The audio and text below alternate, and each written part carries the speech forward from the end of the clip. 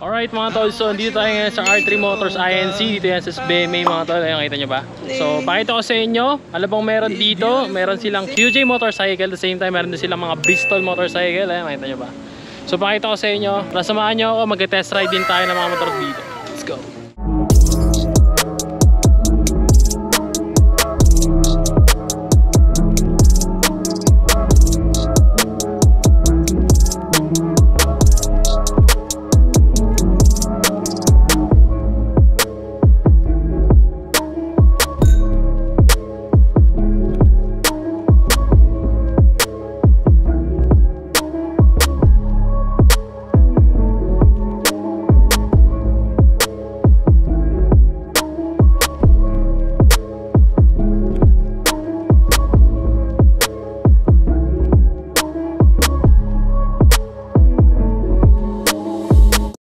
Alright guys, so gamit natin tong ADX 160 ng Bristol. Ito yung mga test ride unit nila mga tol. So pakita ko sa inyo mamaya yung kabuuan ng itsura na itong motor na to.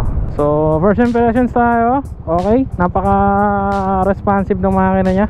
Ang tinakbo pa lang na ito mga tol is 138 km. So bagong bago mga tol. So ito yung handling niya. Ayun, so namamatay siya mga tol kasi may automatic switch siya pagka mga stoplight. So para mandar ulit yung mga tol, rev niya lang natin yan. Ayan, automatic siya para mas matipid siya sa konsumo ng gasolina. Ayan, naka ano tayo, 600 meters pa lang. So nireset ko yung auto kanina. So salamat sa R3 Motors na pagbigyan tayo ng subukan yung mga motor nila kasi may test ride sila ngayon eh. So na-adjust din pala ito mga tol, itong visor na to. Ayan nataasan siya. Ayan, diba? Para talaga siyang ADB. Kung titignan nyo dito sa point na to, para siyang ADB. So mamaya pakita ko kayo ng montage or walk around ng motor na to. Yan, first impression. Yan ang mga nakikita ko syempre. First time natin nakagamit ng ADX 160 na Bristol. So ayan, naka full throttle na ako niya mga tol ha. Full throttle yan. So okay to, pang chill ride, tsaka pang long ride na pang chill lang talaga. So ayan, naka mag 100 yung takbo natin. 92, 93. Salong-salo ko yung hangin dito guys.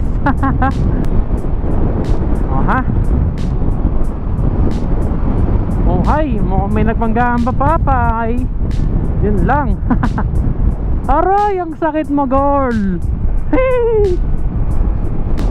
Full throttle tayo guys oh.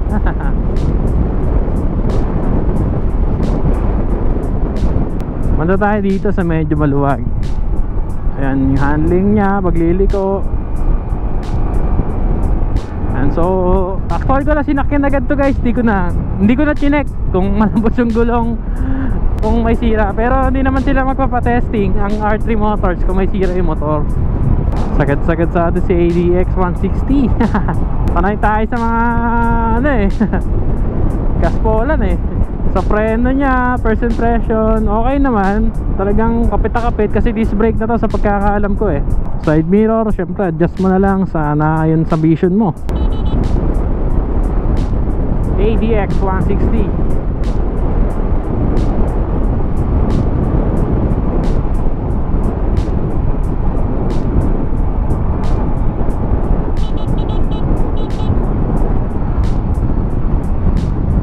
Okay, sa riding position, ayan, so relax naman ako.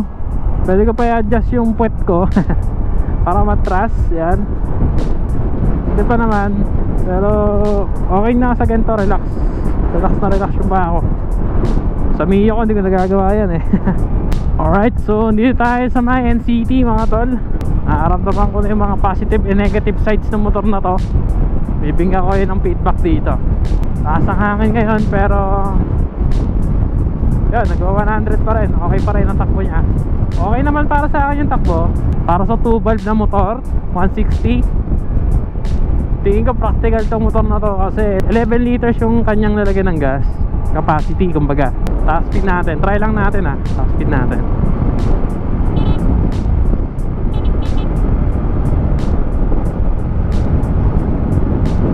Okay, 115, 116, 117,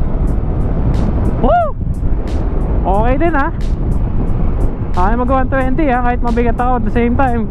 Salong-salo ko yung hangin ha.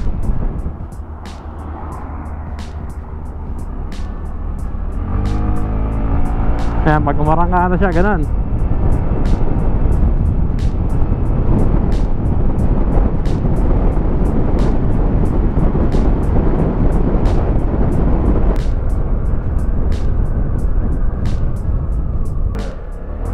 Narinig yung hiyaw ng makina.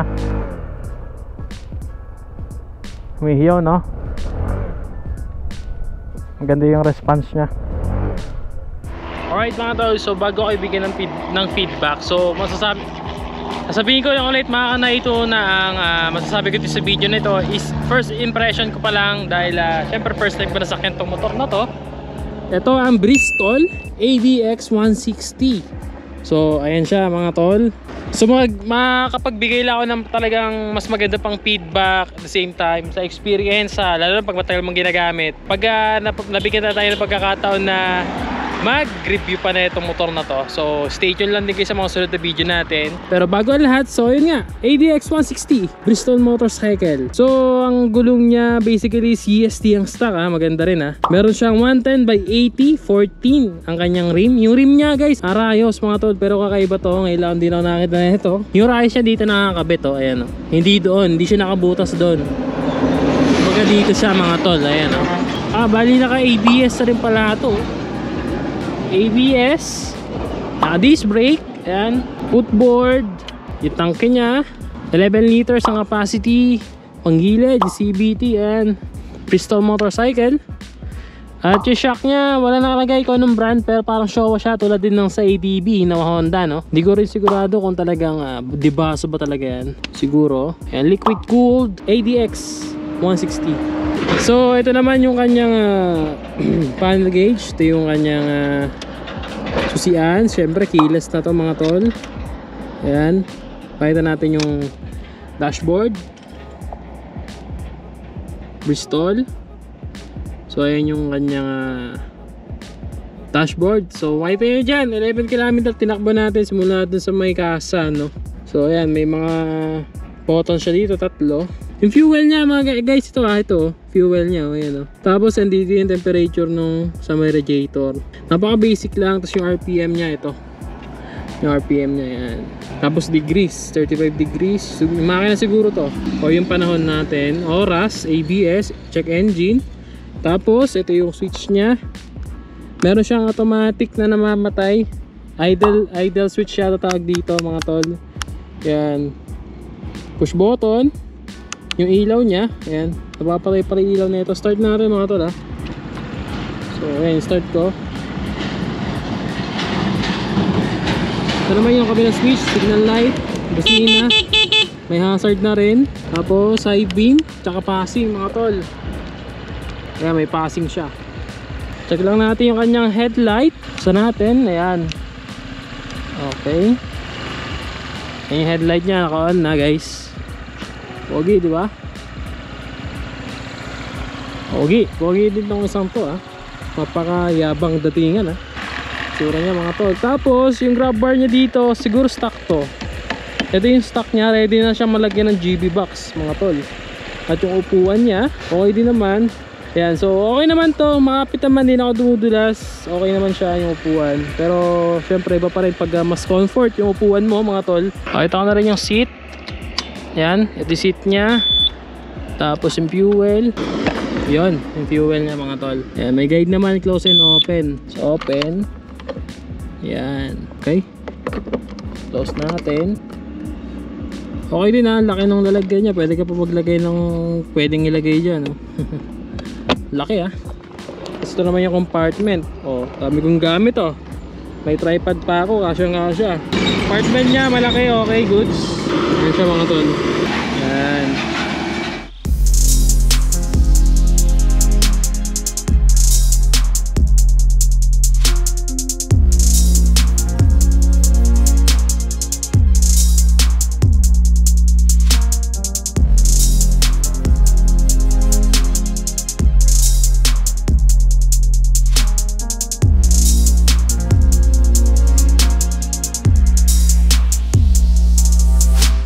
Alright, let's go!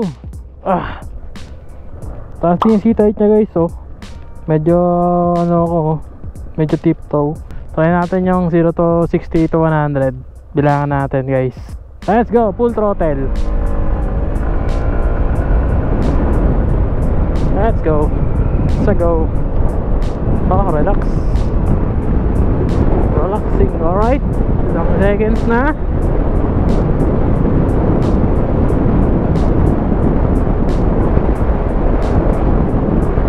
Paliko na. Basta kaya niya mag 100 sa ilang segundo lang. Banking. Yung gulong niya okay din. Dual sport.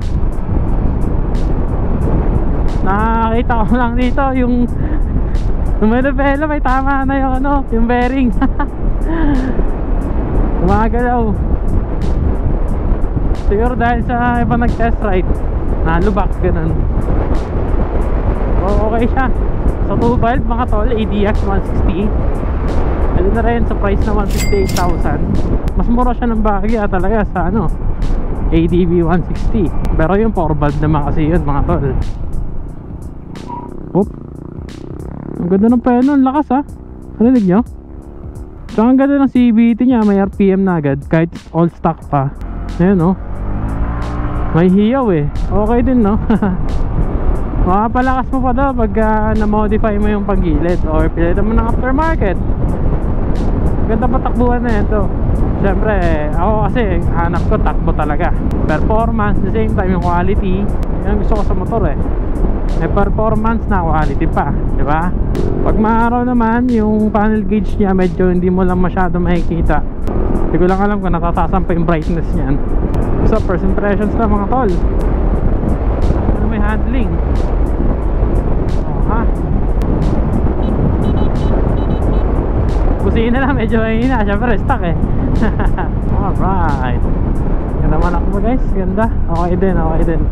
160 pa lang to ha. Kaya niya makipagsabayan sa mga 125cc rin na branded talaga. Pero mas ma-appreciate natin itong ADX 160 pag nagamit natin to ng mga 3 araw o 1 linggo. Lalo na kung ipabiyahe natin siya, di ba? Mas makikita natin yung kagandahan pa ng motor. At yung syempre hindi naman laging maganda yung negative side. Syempre meron at meron yan. Ganun din sa mga i-review natin sa ibang motor. Syempre sa makikita nyo dito sa ating channel o Facebook page. Doon tayo sa talagang reality na review on yung ma-experience natin. Syempre yun yung papakita sasabihin natin. Terangkada. Hey, let's go.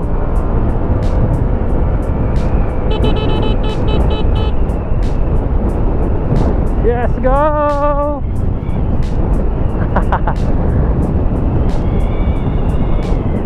Okay din, mabilis siya mag 100. Syempre 160. Okay din siya guys. Kung pabilisan ng 100, okay din to. Itong isang to. Pansin ko rin guys yung ano, overtake niya medyo bitin ako. Syempre galing tayo sa ano eh, sanay tayo sa malakas na motor, lalo si Cyber, di ba? Medyo bitin lang ako dito sa ano niya, overtaking niya. Pero not bad mga tol, kasi pag dulo siya maganda na rin. Maghihintay ka lang ng ilang segundo nga lang. Pero syempre itong motor na to, adventure itsura niya. So sa madaling salita, pang touring rides to. Don't expect na syempre kung ano yung hawakan mong magandang motor na malakas, yun pala, ano yun, sports bike yun, or hindi siya adventure touring, di ba? So iba namang kategory kasi yung mga motor. Pero ito, kung ako tatanungin mga tol, pasok na to sa ano, pang chill, pang touring. Ano yung malang yung CVT na ito, ang ganda mo li CVT, tapos sa langis fully synthetic lagay mo. Yung mga magagandang dapat ilagay dito sa motor, syempre input natin, especially mga maintenance. Talaga mo sa maintenance, langis, gear oil, coolant, yan, para manatiling maganda yung takbo ng motor, di ba? So okay din siya mga tol, may passing din, oh, di ba? Tsaka yung RPM niya meron ha, maganda. May hiyaw yung makina niya. Tapos may idle stop din siya. Ayan, tulad yan, inon natin. Tingnan natin kung mamamatay. Siya namatay. Siyempre mga tol, iba lang din talaga yung performance ng 4 valve. Pag pinigama talaga yon, may bibigay talaga yung tunay na ligayan ng 4 valve, di ba? Pero sa efficiency naman, syempre 2 valve tayo mga tol, tas 160, di ba? Practical na may lakas, di ba? So nasa inyo naman yan, saan nyo gagamitin nyo, saan nyo prefer yung motor. Kasi itong motor na to pwede sa off-road, pwede sa pang gantong roading or pang long ride, di ba? Basta yung gulong mo dual sport lang lagi mga tol. Tsaka yung braking system niya maganda. Accurate siya dun sa piga. Kung ano yung piniga mo, yun yung ibibigay niya. Medyo natatata magpreno sa harap kasi nga yung ball race ata may tama na or lumuwag. Dahil syempre testing motorcycle to ng R3 Motors yan. So galing nga sa mga ibang dealer kasi mga tol. Ang ganda ng RPM niya, karangkada meron eh. May bibigay siya eh.